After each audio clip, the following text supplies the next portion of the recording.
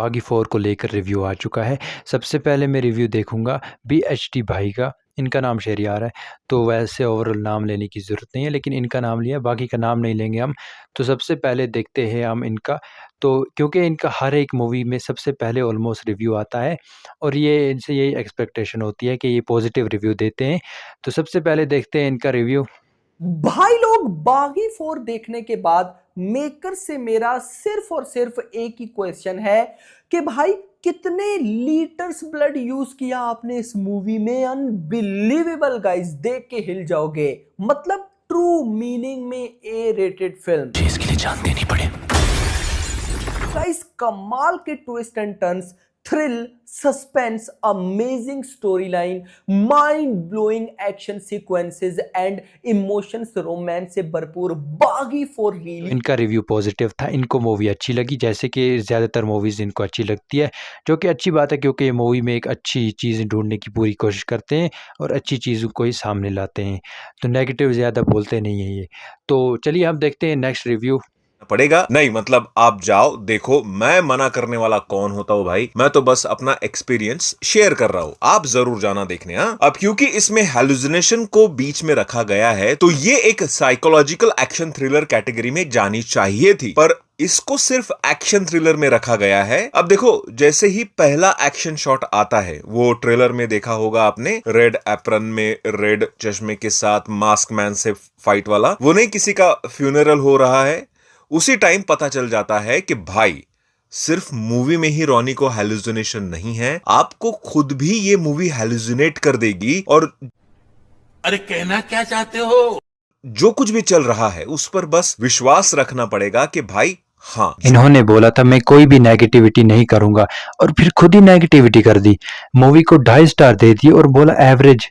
मतलब मूवी में बोला ये बुरी है, ये है, वो है, लॉजिक ढूंढने की कोशिश की, जैसे कि ये ढूंढते हैं वो तो आपको पता ही है। पर मेरा एक इनसे सवाल है, इनको हर बॉलीवुड मूवी से दिक्कत क्यों है? मतलब जिस मूवी को बुरा बोलना चाहिए उनको ये बोलते नहीं, और जिसको अच्छा बोलना चाहिए उसको ये बोलते नहीं। मतलब क्या दिक्कत है भाई यार। अब नेक्स्ट रिव्यूज देखते हैं। टाइगर श्रॉफ की बागी 4 कैसी है, उससे पहले बहुत ज़रूरी बात करनी है। जब सेंसर बोर्ड किसी फिल्म को अडल्ट सर्टिफिकेट देता है तो उसके बाद 23 कट्स लगाने का क्या मतलब है? यकीन करोगे, पूरी फिल्म से ज़्यादा वायलेंस और खून खराबा आपको यूट्यूब में ट्रेलर में दिख जाएगा, क्योंकि थिएटर में सेंसर बोर्ड ने सब काट दिया है। जी हाँ, टाइगर श्रॉफ के करियर और बॉलीवुड के इतिहास की सबसे लाल रंग वाली फिल्म बागी 4 रिलीज हुई है और 23 कट्स के बाद फिल्म ना तो इधर की रही ना उधर रिलीज हो गई है। चलो शुरुआत अच्छी बातों से करते हैं। बागी फ्रेंचाइज की सारी फिल्मों में सबसे मजेदार स्टोरी अभी तक इस नई फिल्म में मिलेगी। मैं मजाक बिल्कुल नहीं कर रही हूँ। एक लड़का हॉस्पिटल के बेड पे मौत को हरा के वापस जिंदा हो जाता है और पहला नाम एक ऐसी लड़की का लेता है जो सिर्फ उसको दिखाई देती है। तो बस हीरोपंती छोड़कर टाइगर श्रॉफ बागी बन जाते हैं और अपनी मरी हुई प्रेमिका को जिंदा साबित करने के लिए सबूत ढूंढने लग जाते हैं। लेकिन कहानी पूरी तरह पलट जाती है जब इस लड़के की जिंदगी में एक दूसरी लड़की आती है और पुरानी यादों को नई यादों से मिटाने लग जाती है। इस लड़की ने रिव्यू दिया, मतलब अच्छा रिव्यू दिया। इन्होंने ज़्यादा लॉजिक ढूंढने की कोशिश नहीं की, ज़्यादा उधर इधर जाने की, मतलब सीधे पॉइंट की बात की। हाँ, मैं नहीं कहूँगा इनका रिव्यू पूरा परफेक्ट है, बट हाँ चलो उनसे तो बेटर है। अब नेक्स्ट रिव्यू की ओर चलते हैं। इसके बाद संजय दत्त को दिखाया गया है, जिसके बाल बहुत लंबे लंबे हैं, बहुत बढ़िया लुक है।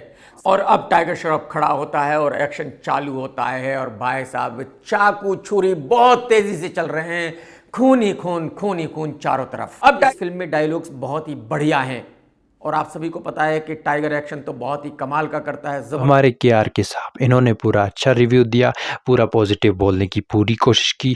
बेसिकली इन्होंने अच्छाइयाँ ढूंढने की पूरी कोशिश की, और कोशिश क्या, वो तो बोला इन्होंने कि अच्छी थी, ये चीज़ भी अच्छी थी, वो भी चीज़ थी अच्छी, टाइगर श्रॉफ भी अच्छे थे, फलाना ढिमका, मतलब अच्छा बोला। ठीक है, इनसे मैं सेटिस्फाई हूँ, क्योंकि मूवी में ना अच्छाइयाँ ढूंढने की कोशिश करनी चाहिए, बुराइयाँ नहीं।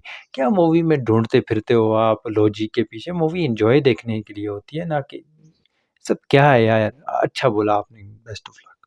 अब नेक्स्ट रिव्यू की ओर बढ़ते हैं। स्टोरी भी भाई 555 करके एक तमिल फिल्म है, उस फिल्म के स्टोरी को इस फिल्म में चेप दिया गया हुआ है। और बात करते हैं गाने का, जो ये फिल्म का जो ब्लॉकबस्टर सॉन्ग है, ये मेरा हुस्न, वो भी भाई बेशरम रंग का भाई सस्ता कॉपी है, बट गाने में जो हरप्रीत कौर है वो काफी ज्यादा अच्छी लग रही है। बट इंटरेस्टिंग चीजें ये है ना भाई, कि जब जब स्क्रीन पे टाइगर श्रॉफ के सामने जो संजू बाबा आता है ना, टाइगर श्रॉफ बच्चा लगता है भाई, सच बता रहा हूँ भाई। और ये भाई साहब, मतलब समझ ही नहीं आ रहा है बंदे को कि ये नेगेटिव बोल रहा है कि पॉजिटिव। पहले तो पूरा नेगेटिव बोलने लगा, फिर पूरा पॉजिटिव बोलने लगा। मतलब बंदा है कि क्या है, रिव्यू दे रहा है कि क्या कर रहा है भाई? पूरा सीधा-सीधा साफ-साफ बोलना यार। बुरा ना लगे आपको इसके लिए सॉरी, बट मतलब ऐसा नहीं होता ना यार। ऐसा नहीं, मतलब मूवी में मतलब अच्छाइयाँ हैं तो अच्छाइयाँ ही बताओ, बुराइयाँ हैं तो वो भी बताओ। एक तरीका होता है ना, एक रिव्यू देने का भी एक तरीका हो। ये क्या है यार, मतलब क्या कर रहे हो आप? नेक्स्ट रिव्यू की ओर बढ़ते हैं।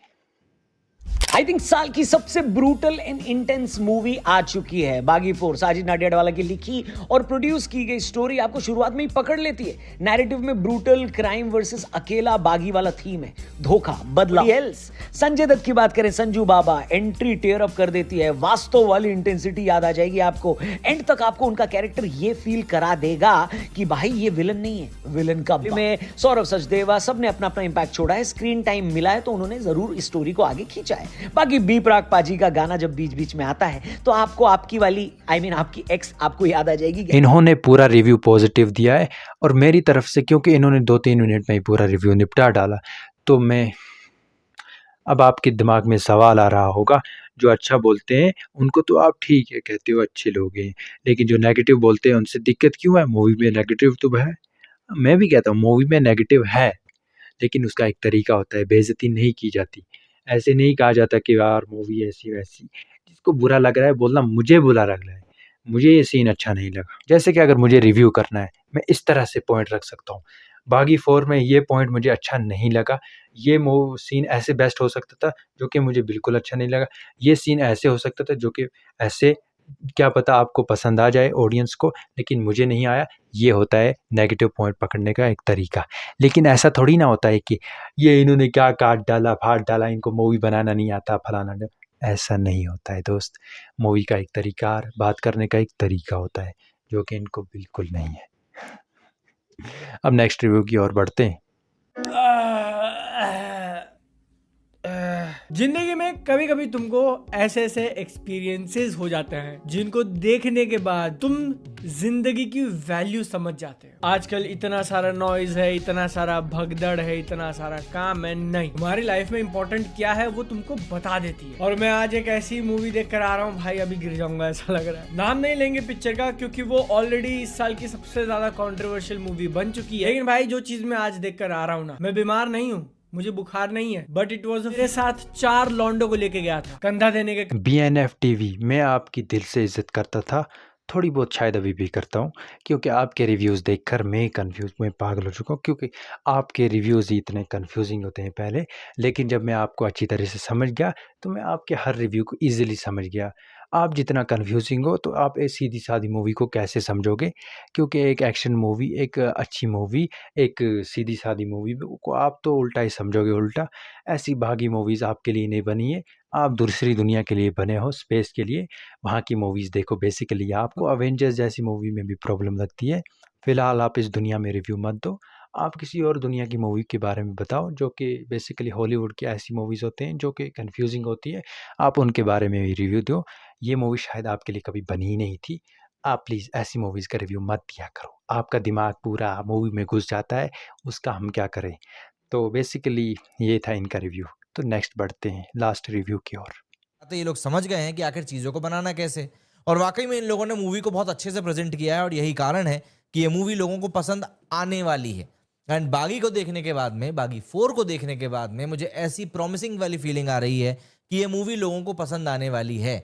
इसके बहुत सारे पॉइंट्स हैं, बहुत सारी चीज़ें हैं, और सबसे बड़ा फैक्टर तो यही है कि, बट मैं आपको मोटे तौर पर बता दूं कि ये मूवी ऐसी है जिसको कि आप थिएटर में जाकर देखना चाहेंगे। बेसिकली आपने बोला है मूवी पब्लिक को पसंद आ सकती है, ये पसंद आ सकता है, टाइगर श्रॉफ का ये कॉमबैक हो सकता है, ये चीज़ हो सकती है, बस हो सकती है, आपने सर बोला है। आपने ये नहीं बोला है कि मूवी एक्चुअल में, सीधा-सीधा आपने भी नहीं बोला है। आप पता नहीं, आप शायद स्पेस के लग रहे हो, लेकिन आपने ये बोला है कि मूवी ये थी, वो थी, मतलब पूरा आपने कभी बोला मुझे अच्छा लगा, ये अच्छा नहीं लगा। बेसिकली आपका रिव्यू कुछ अंतरिक्ष, मतलब क्या ही बोलूँ मैं। तो बेसिकली मैं इस वीडियो में ये कहना चाहता था आपको कि रिव्यू साफ-साफ देना चाहिए। हर एक का अगर अलग-अलग तरीका है, तो लेकिन जो नेगेटिव पॉइंट हैं वो कम से कम निकालें। इनका रिव्यू बेसिकली अच्छा ही था। तो हाँ, मैं ये कहना चाहूँगा कि पूरे रिव्यू देखने के बाद ये रिव्यू कुछ लोग सही रिव्यू देते हैं, अभी बहुत सारे यूट्यूबर्स का रिव्यू अभी मैंने नहीं देखा और उनका मैंने आपको नहीं बताया। अगर आप पार्ट 2 चाहते हो तो मैं उनका भी बता दूँगा। कमेंट सेक्शन में पार्ट 2 लिखते हो तो मैं और देखना आपको क्या एक्साइटमेंट वीडियो बनाकर देता हूँ।